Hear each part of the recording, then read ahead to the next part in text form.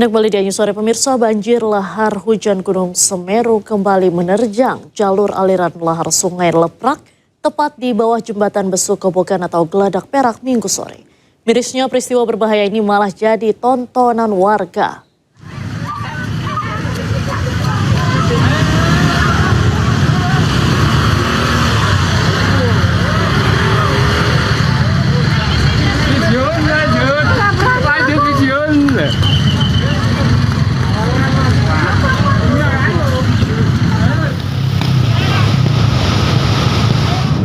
Polisi bersama sejumlah relawan langsung mengusir warga yang berada di jembatan Besuk Kobokan atau Geladak Perak, menyusul adanya informasi banjir lahar hujan Gunung Semeru.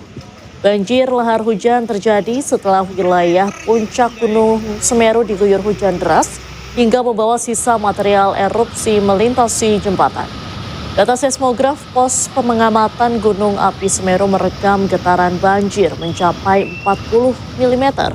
Akibat terjangan banjir lahar hujan Gunung Semeru ini, jalur Lumajang Malang dilakukan skema buka tutup. Mirisnya peristiwa yang bisa membahayakan ini malah jadi tontonan warga yang akan melintas jembatan. Petugas mengimbau warga untuk menjauh dari sepanjang jalur aliran lahar karena sangat berbahaya.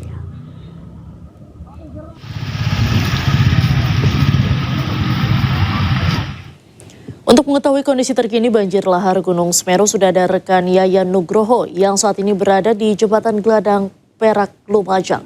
Selamat sore Yayan, bagaimana kondisi terkini banjir lahar di Geladak Perak? Ya, selamat sore Diandra.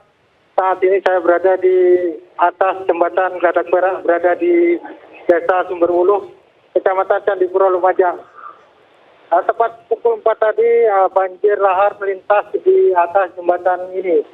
Saya akan memperlihatkan bagaimana kondisi jembatan ini adalah aliran lahar Sungai Leprak, di mana saat ini terjadi letusan sekunder akibat material vulkanik sisa erupsi kemarin terkena material banjir lahar hingga mengakibatkan letusan dengan asap membumbung tinggi seperti ini, Diandra. Baik. Tadi kami memantau warga juga sempat panik, Yayan, saat lahar dingin tiba di jembatan Geladak Perak. Ya, tadi memang getaran banjir cukup besar, terekam seismograf di 40 mm, dan petugas langsung menghalau para pengendara untuk tidak melewati jembatan ini. Saat ini petugas masih membersihkan jalan karena dipenuhi abu vulkanik dan hingga membahayakan pengendara karena sangat licin, Diandra. Baik, apakah skema buka tutup jalur di jembatan Geladak Perak saat ini masih diberlakukan? Ya, saat ini masih diberlakukan sistem buka tutup karena memang melihat kondisi di aliran lahar Sungai Leprak ini. Jika asap terlalu tebal dan membahayakan pengendara, maka jembatan akan segera ditutup oleh petugas. Baik, posisi jembatan Geladak Perak sendiri ini ada di radius berapa kilometer dari gunung, Yayan? Ya, untuk di Geladak Perak ini radius dari puncak gunung sekitar 15 kilometer. Dan dari status awas ini PVMBG menghimbau untuk warga untuk tidak beraktivitas di radius 20 km, Diandra. Tapi untuk saat ini masih banyak warga yang beraktivitas di sekitar sana, Yayan? Ya, karena memang jembatan ini merupakan jalur utama penghubung Lumajang Malang. Namun demikian petugas tetap menjaga dengan ketat karena memang ketika membahayakan pengendara, jembatan ini akan segera ditutup, Diandra. Baik, tapi untuk saat ini jembatan Geladak Perak masih bisa dilintasi oleh kendaraan maupun juga warga setempat, Yayan? Ya, untuk jembatan ini masih bisa dilintasi, namun dengan penjagaan ketat oleh petugas kepolisian dan BPBD dan juga sejumlah relawan yang berada di sini. Baik, sementara imbauan dari pemerintah kepada masyarakat di sana seperti apa, Yayan? Ya, BPBD dan juga Pemkab Lumajang menghimbau kepada masyarakat saat ini untuk tetap waspada, mengingat level gunung api Semeru saat ini masih berada di level 4 awas. Baik, kemudian di posko pengungsian sendiri, saat ini seperti apa? Apakah masih banyak warga mengungsi ataukah sudah ada beberapa yang kembali ke rumah masing-masing? Ya, hingga hari kelima pasca erupsi ini masih ada sekitar 645 warga yang bertahan di pengungsian, Yandra. Baik, terima kasih Yaya Nugroho sudah melaporkan dari Lumajang, Jawa Timur. Selamat bertugas kembali, tetap berhati-hati. Pemirsa, pasca erupsi Gunung Semeru, BNPB akan melakukan pemetaan ulang kawasan rawan bencana menggunakan drone thermal. Langkah ini dilakukan untuk menentukan zona merah atau lokasi terlarang untuk permukiman warga.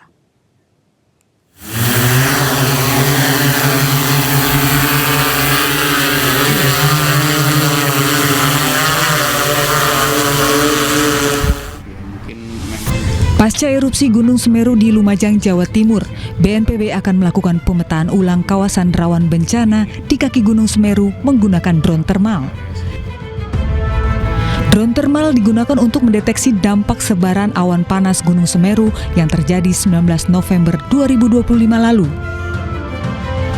Hal ini dilakukan untuk menentukan kembali kawasan rawan bencana atau zona merah sebagai wilayah steril dari permukiman warga, untuk meminimalisir dampak bencana erupsi Gunung Semeru.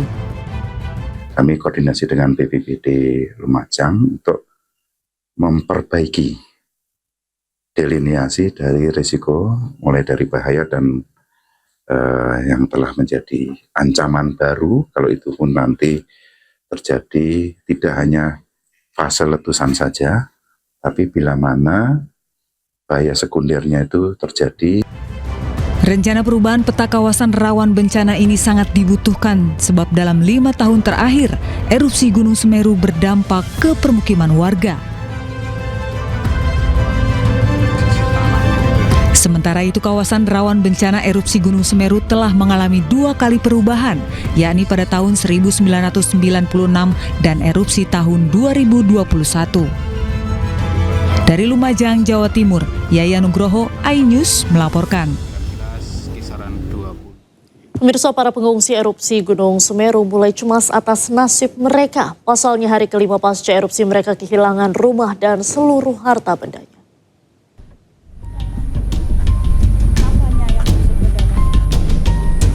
Erupsi Gunung Semeru yang terjadi pada 19 November lalu meluluh lantakan permukiman warga. Tercatat data sementara 200 rumah rusak, masjid ambruk, dan sekolah hancur akibat erupsi. Kini 192 warga masih bertahan di posko pengungsian di SMP 2 Pronojiwo. Di hari kelima pasca erupsi Gunung Semeru, para pengungsi kini cemas atas nasib mereka ke depan. Selanjutnya ya mau bagaimana yang ke depannya itu yang mau macam pemerintah ada perhatian di sini, mau ke tempat yang pernah kita tinggali. Hasan adalah salah satu warga yang rumahnya rata dengan tanah. Tidak ada harta benda yang ia bawa. Sementara itu kebutuhan di posko pengungsian pun belum semuanya terpenuhi. Itu yang dibutuhkan pertama adalah matras. Matras untuk tempat tidur, selimut, jadi akomodasi alat-alat tidur. Terus kemudian pakaian dan pakaian dalam, baik perempuan maupun laki-laki, anak-anak. Untuk pakaian dalam ya mohon yang baru, jangan bekas. Itu untuk pakaian juga mohon juga yang layak. Ini berbeda dengan tahun-tahun sebelumnya, karena tahun ini banyak penyintas yang benar-benar kehilangan rumah dan seisi rumahnya. Rumah beserta harta benda para pengungsi lenyap diterjang awan panas dan banjir lahar Gunung Semeru. Korban erupsi pun menanti bantuan baik dari pemerintah swasta maupun swadaya masyarakat di sekitar Lumajang. Dari Lumajang, Jawa Timur, Yaya Nugroho, iNews melaporkan. Aktivitas lahar Gunung Semeru kembali memicu letusan sekunder di aliran Sungai Besuk Kobokan dan Sungai Besuk Lengkong, Lumajang, Jawa Timur. Peristiwa tersebut menimbulkan asap putih pekat yang menyelimuti area jembatan Besuk Kobokan hingga membuat jarak pandang menurun drastis. Letusan sekunder curah Kobokan, Besuk Kobokan. Aktivitas lahar Gunung Semeru kembali memicu letusan sekunder di aliran Sungai Besuk Kobokan dan Sungai Besuk Lengkong, Lumajang, Jawa Timur, Sabtu sore. Banjir lahar yang meluncur dari arah puncak membawa material vulkanik panas sehingga memunculkan letusan sekunder. Peristiwa ini menimbulkan asap putih pekat yang menyelimuti area jembatan Besuk Kobokan hingga membuat jarak pandang menurun drastis. Warga lereng gunung sempat panik akibat letusan sekunder Gunung Semeru.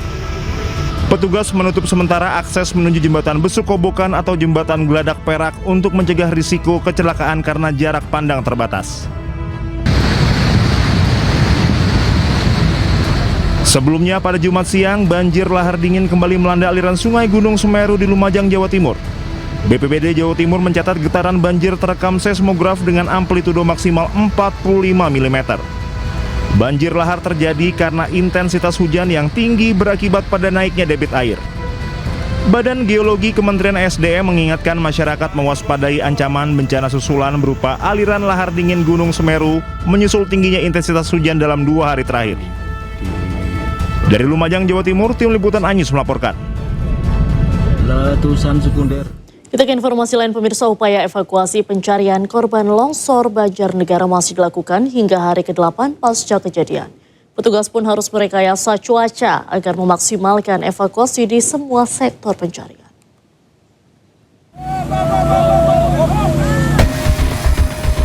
Tim SAR gabungan terus melakukan upaya pencarian di hari ke-8 pasca bencana longsor yang terjadi di Dusun Situkung, Pandanarum, Banjarnegara, Jawa Tengah. 23 eskavator atau alat berat mulai menggali material tanah yang diduga menjadi titik korban tertimbun. 6 anjing pelacak beserta Alkon pun dikerahkan memaksimalkan pencarian. Pencarian yang dilakukan tim SAR ini dilakukan dengan ekstra hati-hati. Selain kondisi tanah yang masih labil, cuaca buruk menjadi kendala terbesar. Kami berharap ya dengan adanya modifikasi cuaca akan cerah dan pelaksanaan kegiatan operasi berjalan lancar dan maksimal, semua bisa bekerja sesuai dengan rencana awal, yaitu rencana operasi yang telah kami buat. Ya, untuk jumlah korban yang ditemukan hingga saat ini ada 12 orang yang kami temukan dalam keadaan meninggal dunia dan 16 orang masih dalam pencarian. Total korban bencana longsor yang ada di Dusun Situkung sebanyak 28 orang. 12 diantaranya sudah ditemukan dan masih 16 korban yang masih dalam upaya pencarian. Sementara itu, di 5 titik lokasi pengungsian jumlah pengungsi terus meningkat mencapai 1.019 jiwa. Dari Banjarnegara, Jawa Tengah, Nurdin Fauzi, Anyus melaporkan. 2 korban longsor di Desa Cibenying, Cilacap, Jawa Tengah belum ditemukan dan seluruh proses pencarian resmi ditutup. Keluarga korban pasrah dan ikhlas meski keluarganya tidak ditemukan.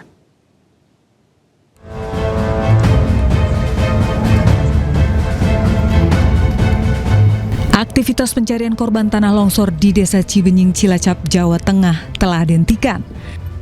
Meski demikian, masih tersisa 2 korban remaja putri yang masih belum ditemukan, yakni Maisaroh Salsabila berumur 14 tahun dan Fani Hayati berumur 12 tahun. Keduanya diperkirakan berada di Dusun Tarukahan, tepatnya di titik worksite B1. Keluarga korban mengaku pasrah dan mengikhlaskan korban meski tidak berhasil ditemukan.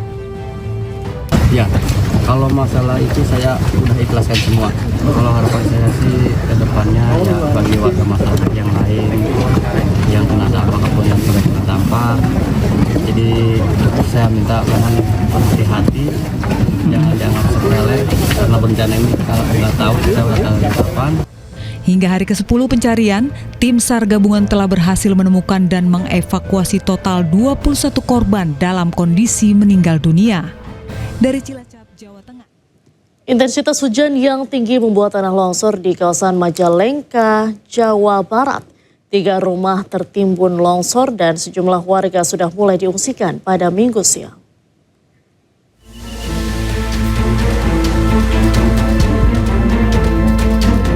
Tiga rumah warga rusak akibat longsoran tanah dari tebing penahan tanah longsor. Sedikitnya 3 rumah rusak tertimbun tanah dan salah satunya harus ditutup terpal plastik karena lokasinya masih rawan longsor susulan dari atas. Bencana longsor ini terjadi di Desa Cibunut, Kecamatan Argapura, Majalengka, Jawa Barat. Tembok penahan tebing dengan tinggi 5 meter dan panjang 70 meter tiba-tiba ambruk dan menimpa rumah warga yang berada di bawahnya. Diduga tebing tidak kuat menahan massa tanah karena guyuran hujan deras sejak Sabtu sore hingga malam hari. Akibat curah hujan yang cukup tinggi yang berlangsung di wilayah Kabupaten Majalengka pada beberapa hari ini terjadi longsoran yang mengakibatkan 3 rumah tertimpa bahan material longsoran terutama di bagian depan di Desa Cibunut, Kecamatan Argapura. Tidak ada korban jiwa maupun luka akibat kejadian ini. Namun 9 jiwa dari 2 kepala keluarga kini diungsikan ke lokasi yang lebih aman.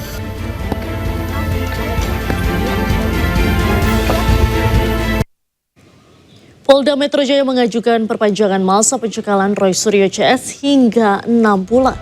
Informasi selengkapnya kami hadirkan sesaat lagi, tetaplah di Icon.